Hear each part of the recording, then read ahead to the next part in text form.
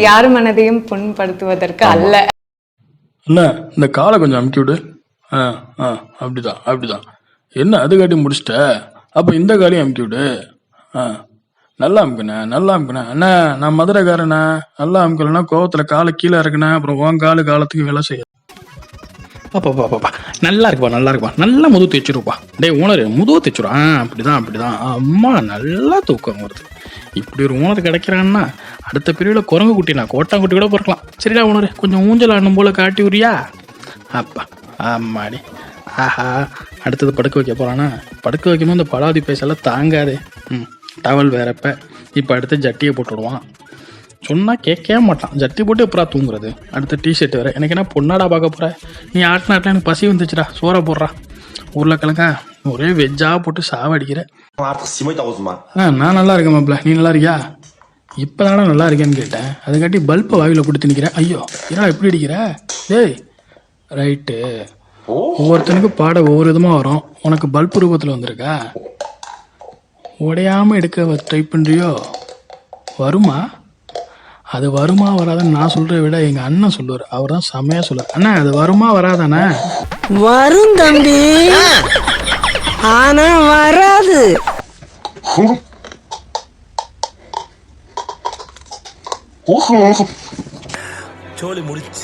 ஒத்த காலை விட ரெட்டை காலை தூக்கிட்டு ஒன்று கிடைக்கிறது எவ்வளோ சுகமாக இருக்கு.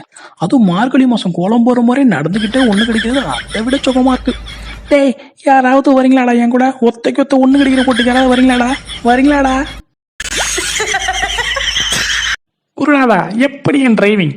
அட பாவி, அவசரத்துக்கு உதவுமேனு கிளீனராக அந்த உனக்கு டிரைவிங் கற்றுக் கொடுத்தேன். அதுக்காக நான் அவசரத்துக்கு ஒதுங்கும் போதாடா வந்து உன் வித்தையை காட்டுவேன்.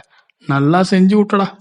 அடி பாவி, பக்கத்து வீட்டு பாத்திமாட்ட ஒரு 10 நிமிஷம் பேசினதுக்காடி என்ன இப்படி ஃபாலோ பண்ற? காஃபி குடிக்க விட மாட்டேற, கக்கா போட மாட்டேற, ஒண்ணுக்கு போட மாட்டேற, ஒழுங்கா நிக்க விட மாட்டேற. 7.5 சனியும் கூட 7.5 வருஷத்துக்கு அப்புறம் போயிடும். ஆனா இந்த சனியை விட்டு போகவே போவாது. இந்த காலத்துல பசங்களை விட பொண்ணுங்க ரொம்ப கலீஜா இறக்கிடுச்சு. ஏமா உனக்கு ரீல்ஸ் பண்றதுக்கு ஒரு ஐடியாவே தெரியலையாமா? இப்போ அவளை வாயால தின்னுடுச்சா, இப்ப வயிற்றால சிமிச்சிருச்சா, அதுக்கப்புறம் எது வழியா அவனை ரிலீஸ் பண்ணது பாருங்க முக்குது அம்மனி. இந்த வீணா போன பையில பாருங்க, அலாவுதீன் அற்புத கோவிலேருந்து வந்த மாதிரி சிரிக்கிறான். டேய் கயிறு விட்றா, ஓனரை பார்த்தா கத்துவான். அப்ப இதை பிடிச்சி இழுத்துக்கிறேன். கொஞ்ச நேரத்துல உயிர் நடைன்னு பட்ட பத்தியடா. சரிப்பா, ரொம்ப நாளையாவது இழுத்து பார்க்கணும்னு ஆசைப்பட்டேன். அதுதே அப்பனே முருகாய், என்னை எப்படியாவது காப்பாத்துப்பா. கீழே விழுந்தனா பருத்தி வீரம் பிரியாமணி மாதிரி என்னை பிரிச்சு மேய்ஞ்சிடுவானுங்களே. ஐயோ பட்டே, காதலை பத்தி நீங்க என்ன நினைக்கிறீங்க? ஓ அவ்வளவுதானா? திருவள்ளூரோட ஷார்ட் மிஸ்டேக் பட்டி. 18 வயசு கீழே உள்ளவங்க, இதயம் பலவீனமானவங்க, பிரெக்னன்ட் லேடிஸ் பார்க்காதீங்க. இவர் வாயை திறக்கிறத பார்த்தா கெஜலுக்கு வருவார் போல இருக்கு. நீ தாள தட்டி கெடுத்துறாத. பாடு பாயே. உசுரே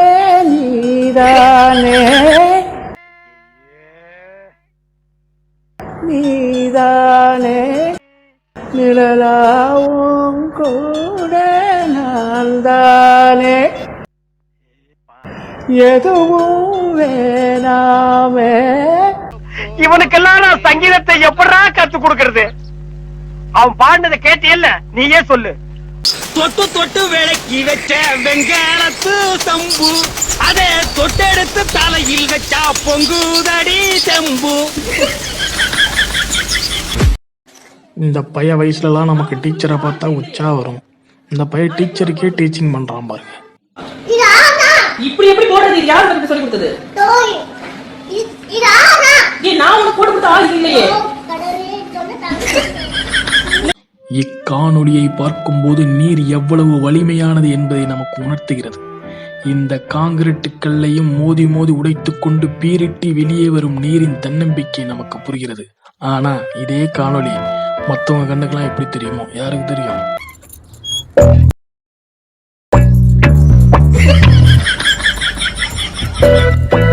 இப்ப புரியுது. கலாச்சார வளர்ச்சி நாம நினைச்சிட்டு இருக்கோம். ஆனா கலாச்சாரம் எதுக்குள்ள கையை விட்டு தேடிட்டு இருக்கு பாருங்க மக்களே. இப்படி நம்ம நானும் ஷாக்கான. பாட்டு நல்லா இருந்தா கையை கொடுத்து பாராட்டு, இல்ல காசை கொடுத்து பாராட்டு. அது என்ன ஜட்டிக்குள்ள கையை விட்டு பாராட்டுறது? என்ன பாராட்டுனே தெரியல. என்ன மாடர்ன் உலகமோ மண்ணாக்கட்டி உலகமோ அந்த பக்கி போயில சந்தோஷமா என்ன ஆட்டிட்டு நிக்கிறான். இனிமே மக்களே பார்த்து ஜாக்கிரதையா இருங்கோ. என்னுடைய பெயர் ஆசிஃப் மீரான். ஒரே ஒரு கேள்விதான். இந்த வயதிலையும் 5-6 மணி நேரம் ஒரு நேரடி கச்சேரியில எப்படி உங்களால நின்று அந்த இசையை நடத்த முடியுது? எவ்வளவு சக்தி உங்களுக்கு எப்படி கிடைக்குது? நம்ம ஒண்ணு கேட்டா நம்மள அசர வைக்கிற மாதிரி ஒரு பதில் சொல்லுவார் பாரு, அது நமக்கு இங்க புரியாது, வீட்டுக்கு போனா தான் புரியும். அதுதான் ராஜா. அவன் இன்னும் திருந்தலமாமா. அப்புறம் என்ன கைய நினைச்சிட வேண்டியதானே?